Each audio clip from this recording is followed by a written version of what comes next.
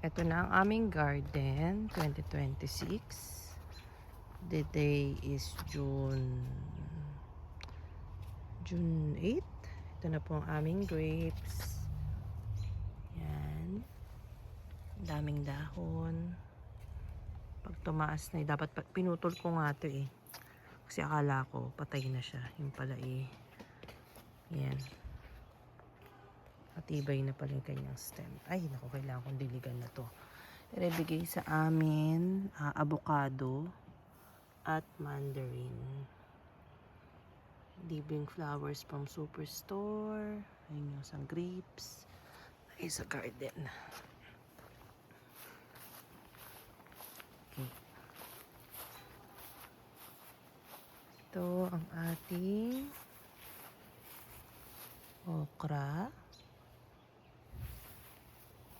Tapos talbos ng kamote.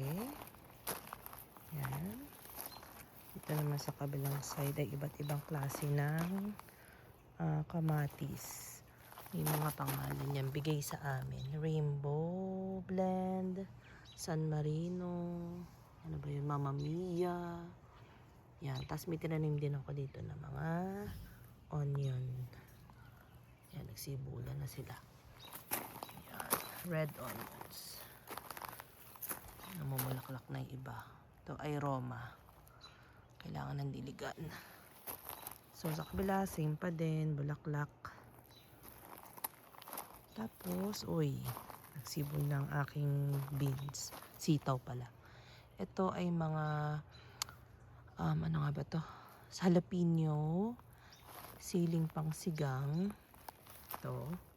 Tapos ito, malaking bell pepper, Thai chili, mga Thai chili yan. Ito, nakalimutan ko kung anong klase. Ano yun eh, nakalimutan ko kung anong pangalan. But ayan, ang dami na nilang bunga. Tapos sa likod, may tinanim ako na beans. Ay, ayan! Yay! Sumibol na sila. Ito ay long beans na color red. So, ilan halos? 1, 2, 3, 4, 5, 6, 7, 8, 9, 10, 11, 12, 13, 14, iba na nasibol pa lang. Like, nasa na yun? Ayun. Nasibol pa lang siya. So, ito ating kamatis. Hindi ko rin alam pangalan. Sili section. Yan. Tapos lipat tayo dito sa kabila. Ito ang aming talong. Talong na mahaba. Medyo madilaw pa rin siya. Hindi pa siya nakakabawi. Kakatanim ko lang ito nung last week. So, hintayin natin after ilang days. Dito hindi pa namin to natatamnan. Baka sa ano na next na. Tapos ayun yung lettuce. Yan. Tapos punta tayo sa ating raised bed. Yan. Ito ang aming raised bed. Tayo natin. Yan. Dapat pala ganito. So, ito ang kale. Tapos, ito yung ating mga saluan. Ito. Nakalimutan ko yung pangalan. Hindi saluit eh. Nakalimutan ko na. Basta ito yung mga iba't ibang klase ng ampalaya natin.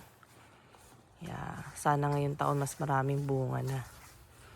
Tapos, ano yung ating mga celery, Thai chili, talong. Anak ko malagay doon kasi masisibol yung ano eh. Tapos ito yung parang malaking bell pepper. May klase ulit ng talong, sili, talong. Hindi ko alam kung anong klase to nang hindi naman to. Nakalimutan ko yung name nung ano eh. Pero hindi daw siya maanghang. Tapos, ayun, sumibol na siya. Sumibol ng aking mustasa. At saka yung isang, ano bang pangalan nun? Nakalimutan ko na din. Basta yun, yung mustasa. Tsaka mga gulay-gulay. Tapos ito yung celery. lettuce. Iba't klaseng lettuce yan, oh.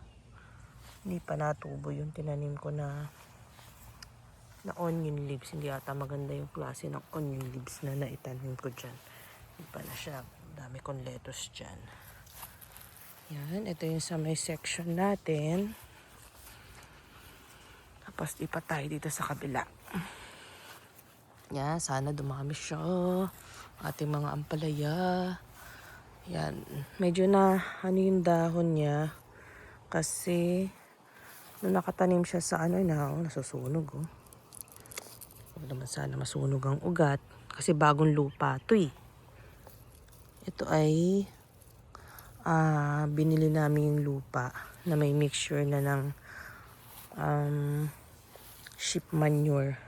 So hopefully ngayon ay okay na sila. Pero yung mga talong, nako, di kailangan na ng dilig at natutuyo na. Yan. And then talong, sili. Yan. So, may tinanong ako dito na leeks. Tingnan natin. Okay, lagyan mo film mo, anak. Magdidilig si mami. Yan.